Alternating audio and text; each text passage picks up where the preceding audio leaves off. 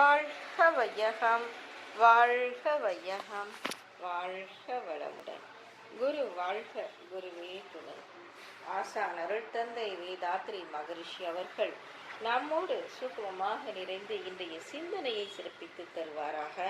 இன்றைக்கு நாம நல்லோர்க்கும் துன்பம் வரும் என்ற தலைப்பில் சிந்திக்க இருக்கின்ற நண்பர்களே. உண்மையோடும் நேர்மையோடும் உள்ளோர்க்கு துன்பங்கள் உண்டாகா எனும் கருத்து உரு மயக்க கற்பனையே. உண்மை வழியாய் வாழ்ந்த உலக அறிஞர் பலருக்கு உண்டான தொல்லைகளை யூகித்து உணர்ந்திடுவீர் அப்படின்னு சொல்றாங்க சுவாமிஜி. அது உண்மைதான். சுவாமிஜி அவர்களோட வாழ்க்கை விளக்க புத்தகத்தை எடுத்து படித்தால் அந்த உண்மை புலப்படும். சிறு வயதிலிருந்து பல துன்பங்களை எதிர்நோக்கி வாழ்ந்து தான் கண்ட சோதனைகளில் பல சாதனைகளை புரிந்தவர் அருள் தந்தை. அவரது வாழ்க்கை விளக்க புத்தகத்தை படிக்கும்போது நமக்கு ஒரு ஊக்க சக்தியாக, உந்து சக்தியாக இருக்கும். எப்பேற்பட்ட துன்பம் வந்தாலும் அதை எதிர்நோக்கக்கூடிய ஒரு மன துணிவு, தெளிவு, அறிவு நுட்பம் இவையெல்லாம் நமக்கு கிடைக்கும். சரி, கோடான கோடி பிறவிகள் தாண்டி மனிதர்கள் தற்போது வாழ்ந்து கொண்டு உள்ளனர். மனித பிறப்பிற்கு முன்னதாக இருந்த விலங்கு நிலை பதிவுகள் எல்லாம் மனிதனின் கருமையத்தில் அடக்கமாக உள்ளன. சந்தர்ப்பம், சூழ்நிலைகள் ஏற்படும் போது சுருங்கி இருந்தவை மனுச்சி பெறுகின்றன.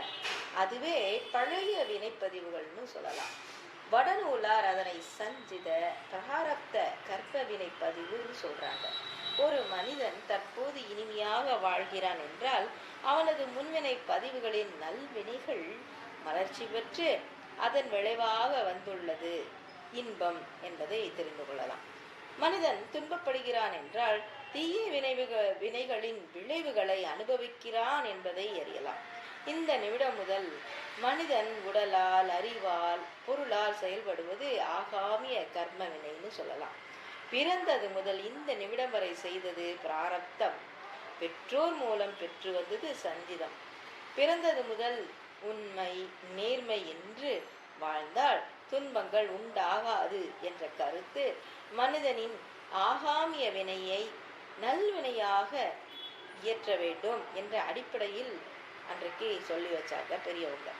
நம்ம முன்னோர்களோட பல அறிஞர் பெருமக்கள் உண்மை வழியாய் வாழ்ந்திருந்தாலும் அவர்கள் அனுபவித்த துன்பங்கள் எல்லாம் முன் வினை பதிவுகளின் தீய பதிவுகளின் விளைவு என்பதை உணர்ந்து கொண்டு இனி பழிச்செயல் புரியா தன்மையை மனிதர்கள் வளர்த்து கொள்ள வேண்டும். இன்றைய ஆகாமிய கர்ம வினை பதிவே பிராரப்த கர்ம வினையாகி சஞ்சித கர்ம வினையாகவும் ஆகின்றது.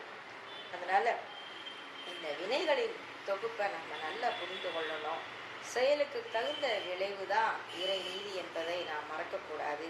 இயற்கை சட்டத்தின் மதித்து அன்றாடம் நாம் பயிற்சிகளை செய்து வரும் பொழுது முன்வினை, தற்போது உள்ள சூழ்நிலை, பிற்கால விளைவு, இந்த மூன்றையும் யூகித்து உணரக்கூடிய அந்த தெரிகால ஞானம் என்பது சாதாரண மனிதர்களுக்கும் சித்தியாகும் என்பதை சுவாமிஜி அவர்களோட தத்துவ விளக்கங்களையும் தவத்தையும் நாம் நுட்பமாக கேட்டு பயிற்சி செய்து வரும்போது அவற்றை நாம் நன்கு புரிந்து வாழ்க்கையில செயல்படுத்தலாம் என்று கூறி இத்துடன் இந்த சிந்தனையை நிறைவு செய்கின்றேன். நன்றி. வாழ்க வளமுடன்.